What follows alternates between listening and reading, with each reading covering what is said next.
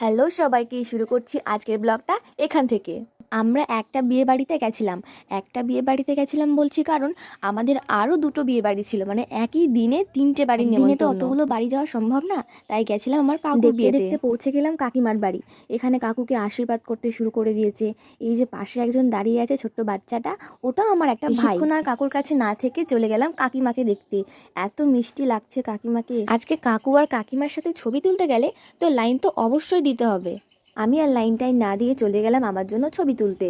তারপর খাবার টাবার খেয়ে চলে এলাম আমরা বিয়ে দেখার জন্য। সব মিস করতে পারি, কিন্তু এই জায়গাটা না মিস করাই যায় না। 9 বছর পর, ফাইনালি 9 বছর পর কাকু বিয়ে করলো তার নিজের পছন্দের মানুষটাকে। এর থেকে খুশির আর কি হতে পারে। তারপর চলে এলো কাকু কাকিমাকে নিয়ে।